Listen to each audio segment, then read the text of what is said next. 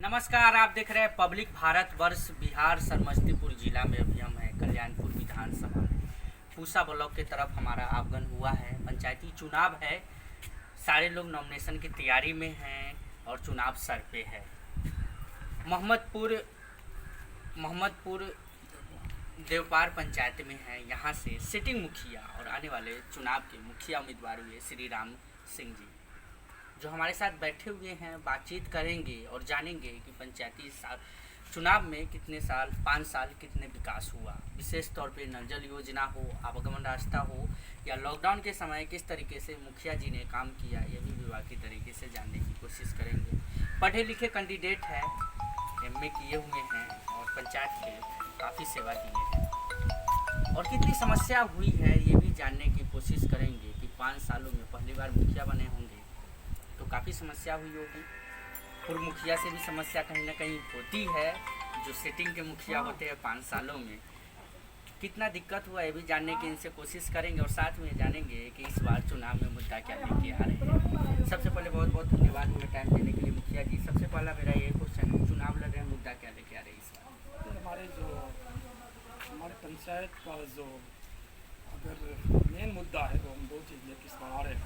हमारे यहाँ ड्रेनेज की बड़ी समस्या है, खासकर पानी निकासी का, और इस निकासी के चलते प्रत्येक ये बाढ़ क्षेत्र इलाका है सर जी, हमेशा एक बाढ़ की समस्या हमेशा बनी रहती है। खासकर जो हमारा वार्ड संख्या 1 है, जो टच करता है ये मोहम्मदा पंचायत को भी, और ये समझिए कि तो लाइफ लाइन हमारा है सर जी, मोहम्मदा से लेकर सड़क जाने वाली वार्ड संख्या 1 प्रत्येक ईयर सर, इस साल भी सर, पिछले साल भी हमेशा सर पानी की समस्या बनी रहती है सर, जो कहीं निकासी नहीं। इससे क्या है सर, एक माने विधि व्यवस्था की समस्या बनी रहती है सर, हमेशा सड़क जाम, रोड जाम। तो मेरा अगर हमारी पूरी जनता का अगर आशीर्वाद मिला तो मैं सबसे पहले अपने पंचायत के ड्रेनेज की समस्या को समाधान। जल निकासी की आपने बातचीत की, हालांकि बाढ़ क्षतिग्रस्त इलाका तो नहीं है, लेकिन बगल में बूढ़ी गंडक है और ये हमारा बड़ी घनी आबादी है, पानी निकासी की कहीं कोई जगह नहीं है। इसके चलते बाढ़ नहीं, माने बाढ़ग्रस्त इलाका तो नहीं है, लेकिन चारों तरफ से हम इस बूढ़ी गंडक से मेरा पंचायत घिरा हुआ है। तो काफ़ी बारिश होने के बावजूद सारे जो स्विच गेट है अगर वो बंद हो जाते हैं तो वार्ड संख्या 1 का जो हमारी जो पूजनीय जनता, मैं तो उनसे माफ़ी मांगना चाहूँगा कि 4-4 फीट 3-3 फीट पानी में करीब महीनों भर रहे हैं और इसका कोई विकल्प नहीं है। पानी को कहाँ फेंका जाए सर? बोरिंग लगा के फेंकिएगा तो जितना बोरिंग लगा के हम फेंकेंगे उतना पानी आसमान से आ जाता है। तो ड्रेनेज की समस्या तो निश्चित है। मुखिया जी ये ठीक है, सारी बातों पर हम बातचीत करेंगे कुछ मुद्दे पर, लेकिन एक मुद्दा है जो 2 साल में जिस तरीके से लोग परेशान हुए, हालांकि ये पूरे विश्व की समस्या रही। लॉकडाउन, कोरोना काल, लॉकडाउन में जिस तरीके से मुखिया हो या सुरक्षा कर्मी हो अपने जान जोखिम में डाल के, पंचायत हो या समाज की सेवा जिन्होंने जिस तरीके से उन्होंने किया है, काबिल तारीफ। हालांकि हम लोग भी काबिल तारीफ के पात्र हुए आप लोग, लेकिन जिस तरीके से लोगों के बीच गए और हर एक समस्या में साथ में रहे, डर तो काफ़ी लगा होगा कि जान तो सबका प्यारा है।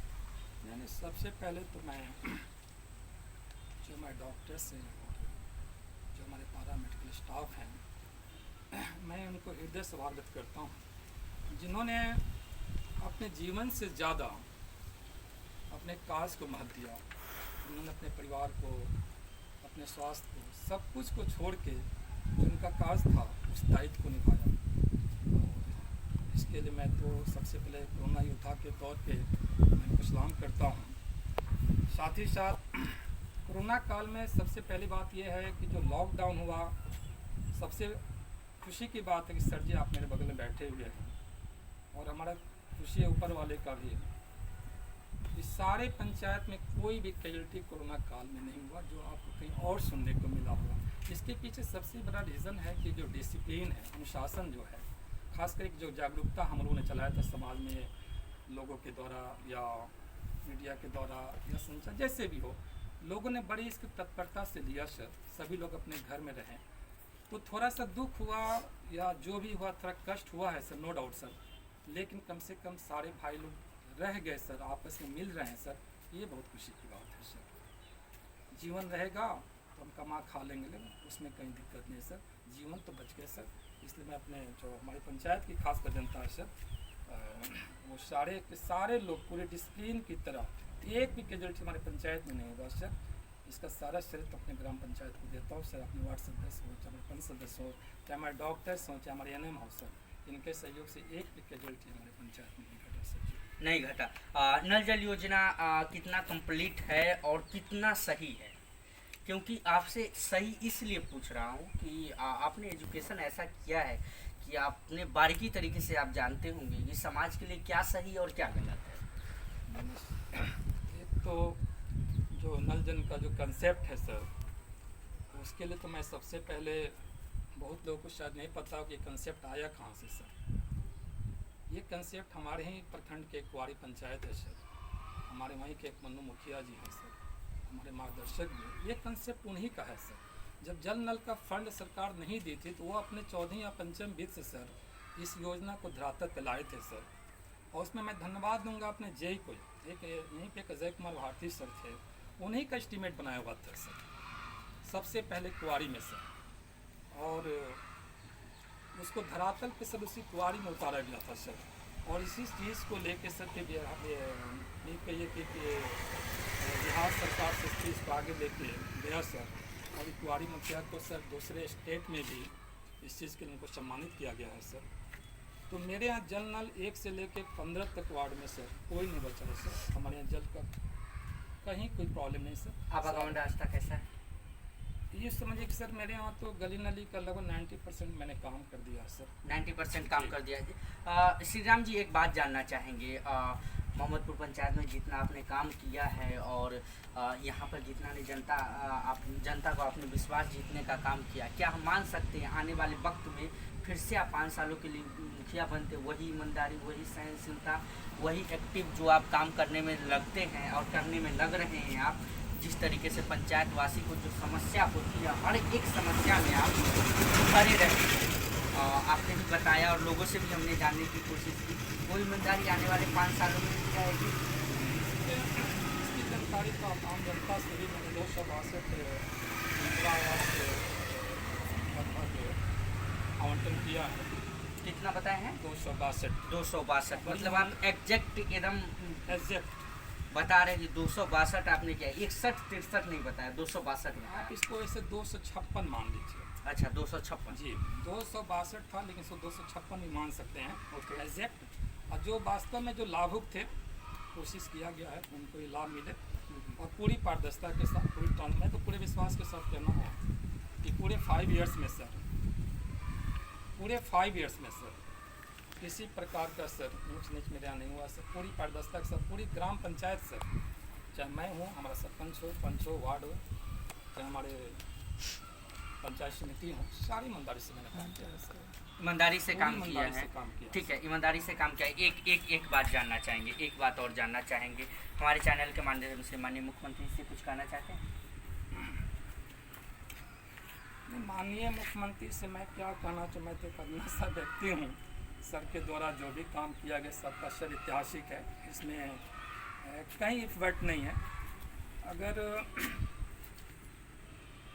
माफ़ी मांगते हुए सर से मैं इतना ज़रूर कहूँगा, कभी ये टायर्ड और अनटायर्ड ये चीज़ जो आया है, एक तो है कि जो मुखिया की जो लिटरेसी है, जो हमारा संवैधानिक अधिकार हो वे कहता है, तो बहुत तो पता नहीं है कि टायर्ड किसे कहते हैं, अनटायर्ड किसे कहते हैं।